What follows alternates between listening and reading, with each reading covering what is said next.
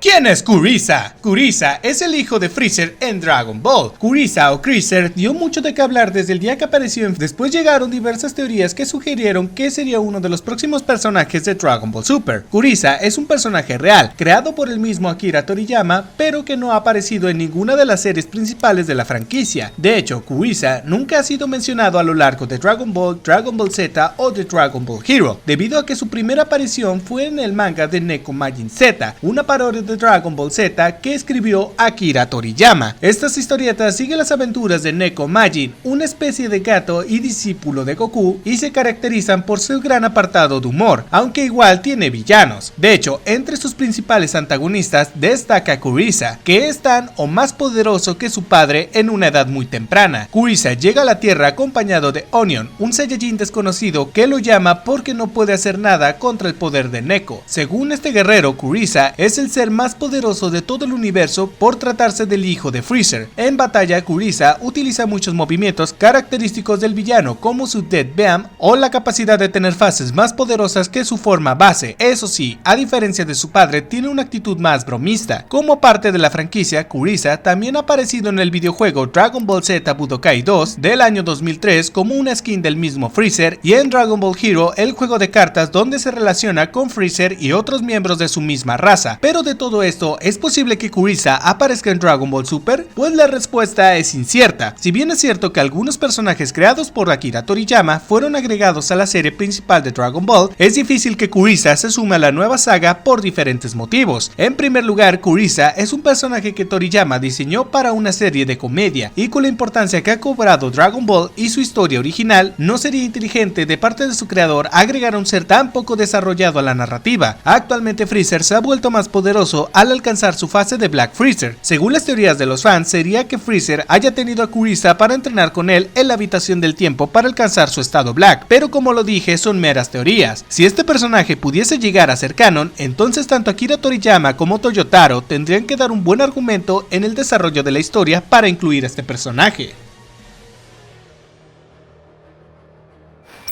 ¿Por qué Mario Castañeda no dobló a Goku en Dragon Ball Z Kai? Cuando Toei Animation anunció que Dragon Ball Z Kai iba a llegar a Latinoamérica, muchos fans de esta parte del mundo se alegraron demasiado, puesto que esta serie iba a traer consigo una nueva versión de Dragon Ball Z, pero esta vez remasterizado con imágenes en alta calidad, además de una historia mucho más compacta y sin relleno. Pero las expectativas de la mayoría de los fans fueron bajando poco a poco cuando se enteraron que Dragon Ball Z Kai no iba a ser doblada por las mismas voces que marcaron la infancia de la mayoría de los fans. Y esto es sabido por muchos, pero puede que para otros no, y en una entrevista en el canal de Shenron Z, Mario Castañeda reveló la razón por la cual no hizo la voz de Goku en Dragon Ball Z Kai, y estas fueron las palabras que dijo Mario: cuando grabamos Z y luego GT, teníamos un acuerdo económico por episodio que tenían una relación con cantidad de frases que tuviera Goku. Cuando vino Dragon Ball Z Kai, pedimos el mismo arreglo, no más pero tampoco menos, y la respuesta fue un no hay presupuesto. Entonces yo dije muchas gracias, pero no. Como lo dijo Mario Castañeda, no hizo la voz de Goku en Dragon Ball Z Kai porque no había el suficiente presupuesto para pagar a los actores de doblaje originales. Eventualmente, cuando la Toei Animation se enteró que la mayoría de los fans estaban descontentos con las voces que tenían los personajes, llamó a todos los actores de voz originales como Mario Castañeda, René García y el resto de los actores del elenco para la saga de Majin Buu, donde a partir de este arco las voces volvieron a ser las mismas.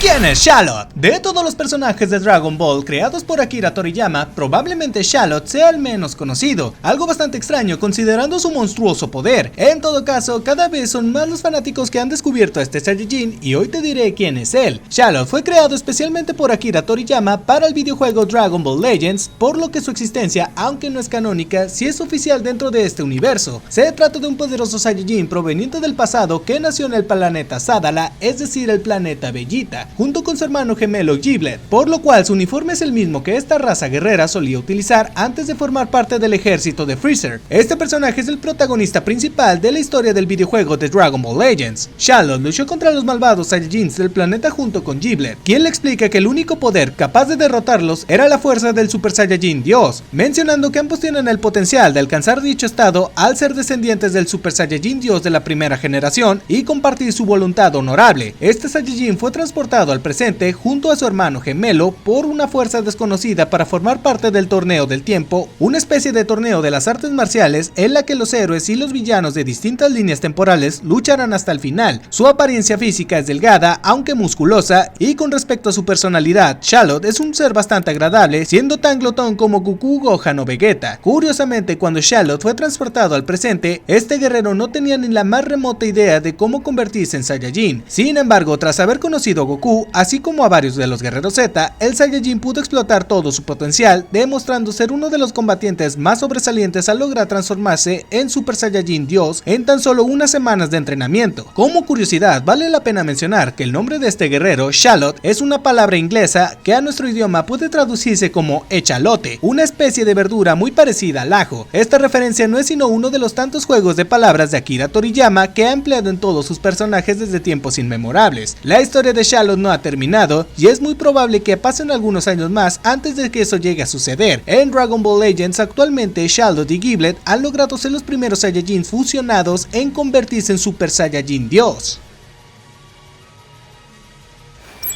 ¿Por qué los androides del futuro eran malos? Todos nos dimos cuenta de la gran peculiaridad que existía entre los androides números 17 y 18, tanto del presente como del futuro, ya que mientras en esta línea temporal los androides eran crueles y despiadados, ya que solo se dedicaban a destruir y matar por diversión, en el presente estos mismos androides tienen otra personalidad, pues eran más tranquilos y se podría decir que eran más educados. Pero ¿por qué sucedió esta gran diferencia de personalidades si en ambas líneas temporales se trataban de los mismos androides? No se sabe a ciencia cierta por qué los androides de las dos líneas temporales tuvieron personalidades distintas, pero existen teorías que tratan de explicar estos hechos y estas han sido las que más resaltan entre la comunidad. La primera teoría indica que los androides del presente son buenos debido a la existencia del androide número 16, ya que recordemos que este no existió o aún no despertó en el futuro, y como sabemos, este androide tiene una personalidad bastante pacífica y calmada, además de que se preocupa mucho por el bienestar de los animales y la naturaleza. La existencia de este androide puede haber influenciado mucho en las acciones de 17 y 18, pues al tenerlo como un aliado para acabar con Goku y ver cómo eran sus acciones y pensamientos, los androides 17 y 18 tuvieron que controlar todas sus emociones y ganas de querer crear un infierno como en el futuro de Trunks, además de que al saber de que Goku aún estaba con vida, aún tenían un propósito de existir, ya que en el futuro de Trunks, Goku había perdido la vida 6 meses antes de la llegada de los androides. Y la segunda teoría nos indica que los androides son buenos en este presente debido a la influencia de los guerreros Z ante un enemigo en común que era Cell, ya que como recordamos, Cell tenía todas las intenciones de absorber a los androides 17 y 18 para lograr tener un cuerpo perfecto, y como los guerreros Z fueron quienes los ayudaron contra este enemigo, estos actos hicieron que los corazones de los androides se fueran ablandando de poco en poco. Además, la humanización que tuvieron después de que removieran las bombas de su cuerpo, así como la integración en la sociedad por parte del androide número 18, hicieron cambiar por completo a los androides. Por otro lado, los androides del futuro nunca tuvieron este tipo de influencias, porque básicamente acabaron con todos los guerreros Z, y fue esto lo que provocó que no sufrieran ese proceso de humanización que los integrara de nuevo a la sociedad, y por ende nunca se volvieron buenos, lo que llevó a cabo un descontrol total de sus emociones, ya que también sin tener un propósito de existir, los androides empezaron a descontrolarse aún más, ya que Gohan y Trunks en el futuro, al ser los últimos guerreros que existían y por ende los únicos que podían pelear con ellos, solo eran su única diversión, por lo que optaban por seguir destruyendo el mundo hasta que no quedase nada, siendo así unos androides caóticos y sin ningún control alguno.